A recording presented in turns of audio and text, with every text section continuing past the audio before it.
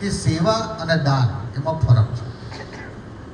તમે તમારા પાપ ધોવા માટે જે આપો છો ને એનું નામ છે દાન.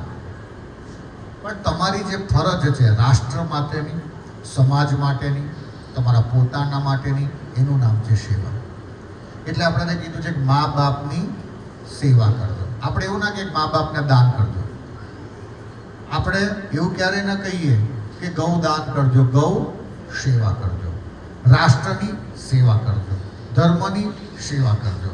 તમે તમારા છોકરાઓની ફી ભરો છો તો તમે તમારા સંતાનોની સેવા કરી રહ્યા છો, તમે દાન નથી કરી રહ્યા. દાન કોણ કરે? કે જેને પોતાના પાપ ધોવા છે એ પોતે દાન કરે.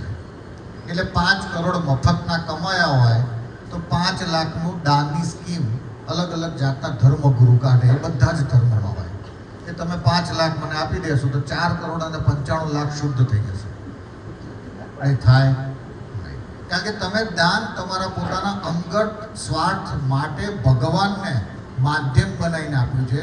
ભગવાન શ્રી રામચંદ્રને સોનાના થાળની જરૂર નથી, મહાદેવને કોઈ સોનાના શિવલિંગની જરૂર નથી.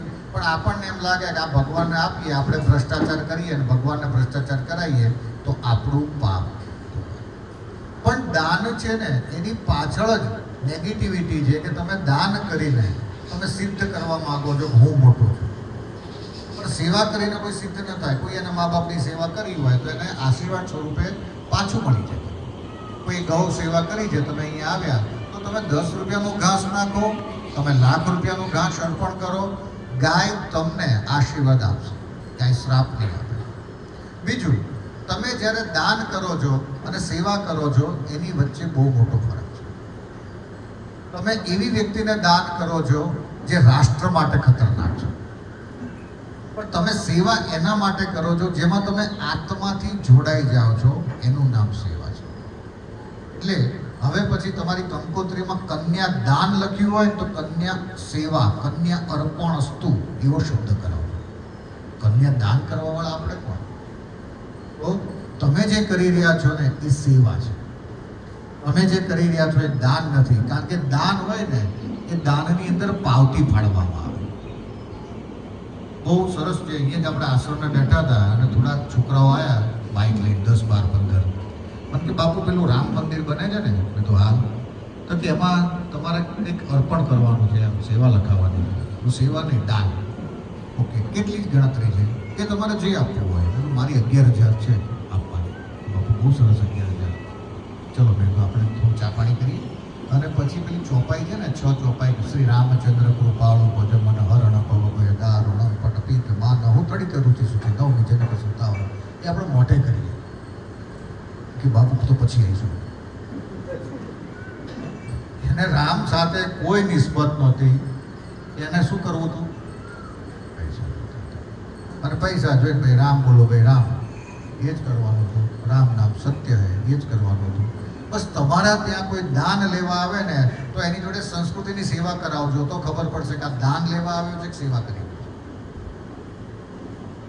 અમારા ત્યાં કોઈ લેવા આવે તમારે પૂછવાનું કે તારે શું કરવું છે. બસ તમે સેવા અને દાન વચ્ચેનો ભેદ સમજો. દાન તમારા પાપ ધોવા માટેનું છે, પેનલ્ટી છે. પણ સેવા તમારી ફરજ છે, તમારા આત્મા સાથે જોડાયું છે, તમારા શરીર સાથે જોડાયું છે. તો આ ચોમાસામાં 5 પ્રકારના ઝાડ વાવવાની સેવા કરજો. આ ચોમાસામાં શ્રાવણ મહિનો આવે તો શંકર ભગવાનને ગાયના દૂધથી અભિષેક કરવાની સેવા કરજો. આને સેવા કહેવાય. દાન અને દાનમાં તો તમે આપીને છૂટી જાઓ છો, તમે ભાગી જાઓ છો. પછી મારા પાપ ધોઈ મને મોકલાઈ દેજો થાય. આજ પછી તમે આ ક્લિયર રાખજો કે જીવનની અંદર સેવા અને દાનમાં બહુ મોટો ફરક છે. તો ખોડિયાર અંબે ઉમિયા ગૌ ખંડ વૃંદાવન ગિરનારી નમઃ